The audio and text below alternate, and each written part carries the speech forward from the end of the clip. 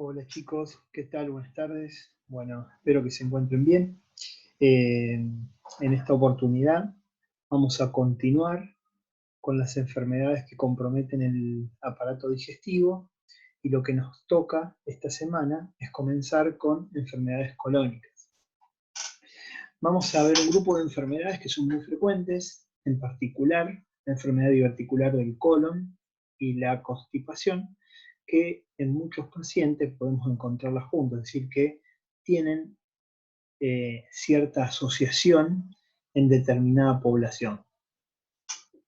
Y hablamos de enfermedad diverticular del colon a las anormalidades que se producen en la musculatura del intestino grueso, en la que hay una herniación de la mucosa y de la submucosa a través de la muscular. Ustedes recuerden que hay en el colon 4 capas tiene, es decir, mucosa, submucosa, muscular y serosa, y en este caso va a haber áreas de distinta, que tienen menor resistencia, es decir, como si la pared estuviera un poco más débil, y en ese sitio se va a herniar, es decir, que va a salir parte de la mucosa y la submucosa hacia afuera, formando este saquito diverticular, o también se llama pseudodivertículo, porque en realidad un divertículo verdadero sería cuando está conformado por todas las capas del órgano. En este caso, como son 2 de las capas, por eso se llama pseudodivertículo. Esas áreas de menor resistencia de la pared tienen que ver con áreas donde hay pasaje de arterias o venas, es decir, de vasos. Por lo tanto, en ese lugar es donde se va a formar, digamos, el divertículo. Y este es un esquema donde se grafica esto que yo les comentaba, es decir, la mucosa y la submucosa pasa a través de un defecto de consistencia que hay en la pared muscular, es decir, que una debilidad que hace que ante determinadas condiciones, como puede ser el aumento de la presión, se produzca esta herniación o pseudodivertículo. Clínicamente hay una relación bastante directa con la edad, es decir, que en personas jóvenes, menos de 45 o 50 años, es poco frecuente. Sin embargo, fíjense el dato estadístico de que más del 80%, cerca de los 80 años, está presente.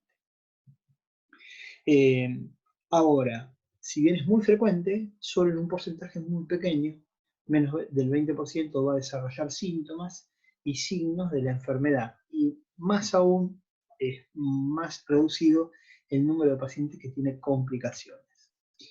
Fíjense que solo 4 o 5% del total de los pacientes se complican, 1 o 2% se interna y menos del 1% requiere de tratamiento quirúrgico. Si uno tuviera que decir en qué sitio se produce, fíjense que lo más importante se produce en el colon izquierdo, es decir, en el colon sigmoides, con el 95% de la frecuencia de localización. Clínicamente, la enfermedad diverticular puede producir dolor abdominal inferior, que se alivia a veces con las deposiciones. El hecho de defecar suele aliviar el dolor, y cuando uno revisa al paciente encuentra que la cuerda cólica, es decir, el colon del lado izquierdo, puede estar doloroso. Hay varios estudios que pueden hacerse para el diagnóstico, y en general se opta por primero estudios no invasivos, como puede ser una radiografía o una tomografía, para terminar a veces en una endoscopía del colon como diagnóstico final. Tenemos 2 formas clásicamente mencionadas, que son la que se denomina hipertónica, que es más frecuente en jóvenes, que se asocia más a complicaciones y que tiene que ver con este aumento en la presión endoluminal del colon. Es decir, acá es donde podemos llegar a tener cierta asociación con constipación, es decir, aumento de la presión dentro del esófago del colon lleva a esa herniación y esa producción de enfermedad diverticular. Esa sería la forma hipertónica, más de jóvenes. Y la hipotónica, que está asociada más a procesos degenerativos, es decir, aparece más con la edad. Con respecto al tratamiento, tenemos que dividirlo entre lo que es enfermedad diverticular no complicada, es decir, el paciente al cual se le diagnostica enfermedad diverticular o diverticulosis sin ninguna complicación o cuando aparecen complicaciones. En el caso de la no complicada, se tiende al alivio de los síntomas, se utilizan antiespasmódicos, una dieta rica en fibra, como el salvado, en la dosis máxima tolerada, en forma progresiva. Acá tenemos que tener en cuenta que estamos hablando del paciente que no tiene complicaciones. Así que es el tratamiento que en general vamos a seguir en forma a largo plazo. Incrementar la ingesta de líquido. Ustedes saben que para que la fibra tenga efecto, tiene que ser acompañada siempre por líquidos. Y cuando no tenemos la respuesta esperada con respecto a la utilización de fibras, nos apoyamos en determinados laxantes que se llaman formadores de la materia fecal, como el psyllium, que son unas semillitas vegetales que son digeridas por el intestino delgado pero no absorbidas, o el plantago-bata.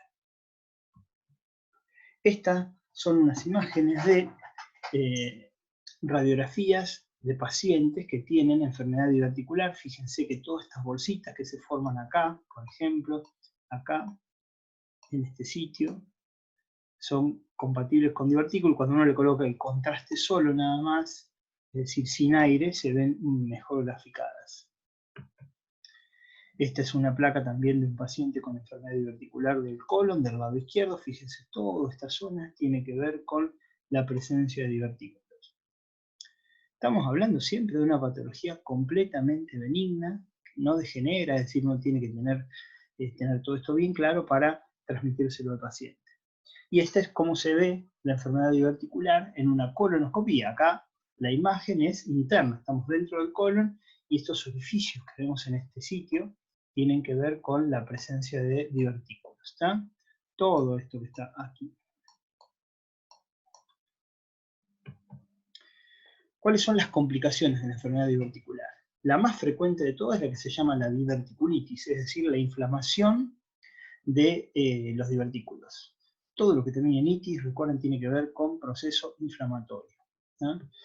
La segunda complicación es la hemorragia digestiva, es decir, que esas venitas que se encontraban muy cerca, muy contiguas a ese orificio diverticular, pueden sufrir una erosión, una ruptura y provocar una hemorragia. La perforación, cuando esa bolsita que dijimos que era tejido del colon más adelgazado, se rompe, se perfora, entonces el contenido del intestino va a la cavidad peritoneal. Eso se llama peritonitis. La estenosis, es decir, el estrechamiento, el achicamiento del colon a raíz de múltiples episodios de diverticulitis, es decir, como consecuencia de varios episodios o de repetición de diverticulitis, lleva a la cicatriz y a la estenosis, al achicamiento de la luz colónica. Y por último, la presencia de fístulas. ¿Fístulas qué significa? La comunicación de un órgano con otro. En este caso, si un divertículo se rompe y se comunica con la vejiga, con algún órgano genital cercano al colon, va a formar, esa comunicación se llama fístula. Estas últimas tres complicaciones tienen resolución quirúrgica, es decir, el paciente es el que se opera. Afortunadamente son poco frecuentes. ¿Cuál es el tratamiento de la primera complicación de la diverticulitis? Decíamos que la más frecuente, de ese 20% de pacientes que tienen síntomas, un 10 a un 20% tiene diverticulitis. Decíamos que la mayoría se da al lado izquierdo, que la presencia de dolor en fosa ilíaca izquierda, de fiebre, de alteración para ir de cuerpo y de presencia de glóbulos blancos elevados es la manifestación más frecuente de la diverticulitis. Es decir, dolor abdominal del lado izquierdo, fiebre, ya estamos hablando de un proceso inflamatorio, alteración para ir de cuerpo y aumento de los glóbulos blancos en un examen de sangre. El tratamiento, si ese paciente se encuentra en buen estado general, si es un primer ataque que tiene y tolera la vía oral, se puede hacer un enfoque ambulatorio. Es decir, el tratamiento no hace falta que uno lo interne a ese paciente. Y la dieta será líquida y se da durante 48 horas y en 7 a 10 días recibirá tratamiento con antibióticos. La mayoría de los pacientes evolucionan muy bien, es decir que se puede optar por un tratamiento ambulatorio. Una vez superado el episodio agudo, la dieta comienza nuevamente a ser rica en fibras. Recuerden, sería ya como un paciente que tiene enfermedad diverticular no complicada.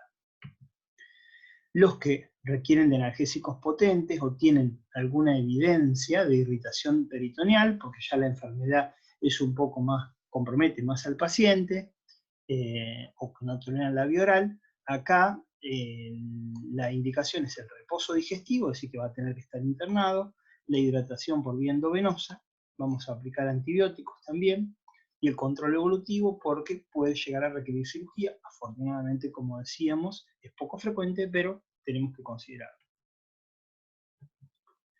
Esto es la otra complicación que decíamos, cuando una venita con una arteria se rompe y nos produce en este paciente una hemorragia de origen biverticular.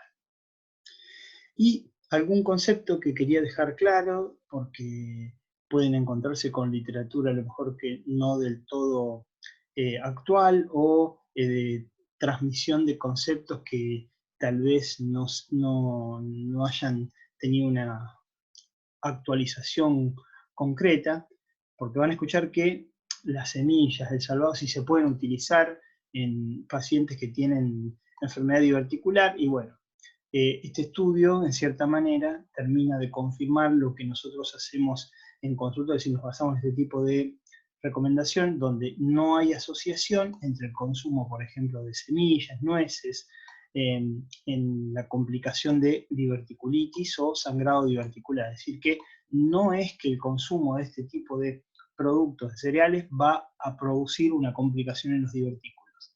Y al contrario, hay una asociación inversa entre el consumo y el desarrollo de diverticulitis. Es como si protegiera a los pacientes.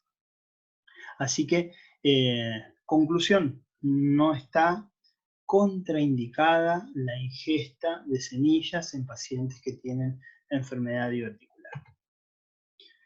Muy bien. Bueno, muchas gracias. Nos vemos en la próxima, que estamos hablando de constipación próximamente. Así que, bueno, un saludo grande y muchas gracias.